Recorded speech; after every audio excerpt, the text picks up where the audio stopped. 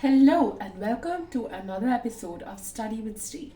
My name is Sree Bhaduri and today I'll be covering what you need to know for gravitation or gravity in grade 9 NCERT syllabus. So first of all, we have to understand what exactly is gravitation and what is the difference between gravitation and gravity.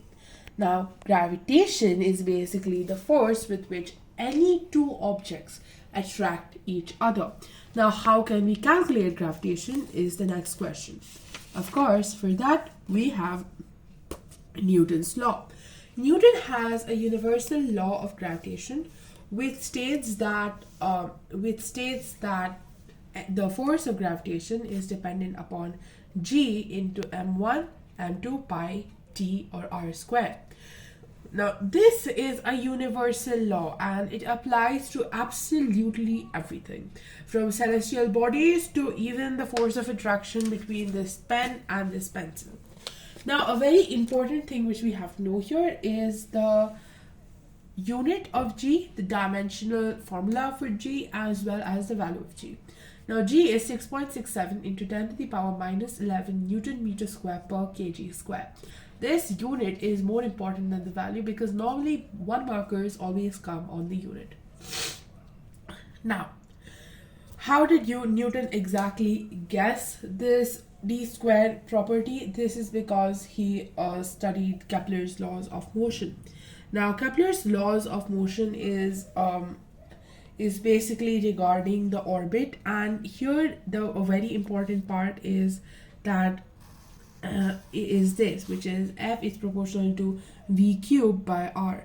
So now, while doing some calculations, he figured out that F is inversely proportional to 1 by R square, and that's how he guessed this D square rule. Now, why can we not feel the gravity? Because I can easily be attracted to this textbook, but why is this not happening? This is because G is so tiny, it has minus 11 over here. So, of course, it is like 0.000000, so that's why it is too small to actually be felt. So, now the next important thing is that why should we even care about this law? This is because this is why we have tides. This is why stuff falls. This is why we are able to sustain properly on the earth. Now, after this, we have G, or acceleration due to gravity. Now, what is acceleration due to gravity? It is basically the acceleration which the earth exerts on a body which is falling towards the earth. Now, this acceleration can be not only for earth, but it can be for every other thing, right? So now, what is the difference between gravity and gravitation? That comes. Now, gravity is only with respect to earth and gravitation is with respect to everything. So the acceleration due to gravity is going to be only with respect to earth. Now, we also know that small g is equal to capital G, capital M by R square. It's a very easy derivation. You can try it yourself. And we also have to remember that this is an acceleration and it always remains constant. But acceleration due to gravity does in fact vary. It varies with height as well as it varies with the depth. Now, how does it vary with height? So, if you see and if you just divide this capital Gm by R square, you will get something like this. But due to binomial expansion, you can get G dashed, or G at a height, is equal to G into 1 minus 2h by R. Now, this is very simple, and this is also one of the reasons why the gravity is the most at the crust, right? Now, you must be wondering why gravity is lesser even at the depth. This is because when we take gravity at a depth, we are going to assume that the mass is also truncated to that small of a sphere. So that is exactly why we are subtracting this depth, because we are going to be assuming a density and stuff will cancel out. The derivation is very long. Then we will be getting G at a depth is equal to G into 1 minus d by R. Now we must remember if the h is equal to half of R, then we have to use this. But if G is smaller than that, then we always use this. But here there is nothing of that sort. No matter how big the depth is, we will always keep on using this equation. Now, what else should we remember? In the exam, they might or might not give this, so it is better you know these values. So R is equal to 2400 kilometers and M is equal to 6 into 10 to the power 24 kgs. Now, these are two extremely important quantities. Now that we are done with all this, I even have the equations for free fall listed here, which is V is equal to GT, H is equal to half GT square, and V square is equal to 2GH. For the entire explanation for free fall and all the equations, you can check out my video on motion.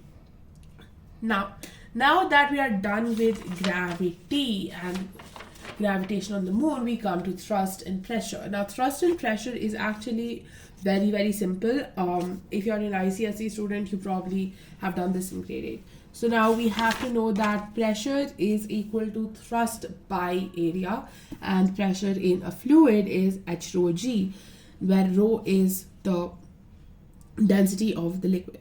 Now, this brings us to the entire concept of buoyancy. Now, what is buoyancy? Buoyancy is the phenomenon where any object which is partially or fully submerged in a liquid or of any fluid of that matter experiences an upward force. Now, because of this, it will keep floating back to the surface. It is the maximum when it is completely submerged, and then it does not change. Sorry. Now, when you read this entire part, you will see that there is not much formulas given here. Now, the most important part over here is Archimedes' principle. Now, we have to remember that Archimedes discovered this to actually detect the purity of gold in the crown of the king. So, what exactly Archimedes stated is that the upthrust or the buoyant force experienced by any object which is immersed in a fluid is equal to the weight of the fluid displaced by that particular object. Right? So now U is equal to V rho G. Now, everybody remembers this, but the things people mostly forget is that V is the submerged volume and rho is the density of the fluid. It is not the density of the solid. Please do not make this mistake, and always take G as 9.8 unless stated otherwise. Now, we even have relative density. It is also called specific gravity, which is the density of a substance by the density of water. Now, this is very important, which is probably why I have clouded it so aggressively. Now, then we have, this is probably not given in your textbook, but we have the flotation and apparent weight. Now, flotation is W is equal to U. It is going to look like this. Please do not draw half of it above and half of it down. You might get marks, but that is horribly wrong. Weight, if weight is greater than U, of course it will sink, and if upthrust is greater than weight, then it will float. Now, what is apparent weight? Apparent weight is the weight which we will be lost when we record it like this. Now, it is apparent weight is basically the weight which is going to be got when we record the weight like this. So it is basically the weight minus the upthrust. It can be very easily calculated, and it normally always comes for practicals. So thank you so much for watching. Until next time.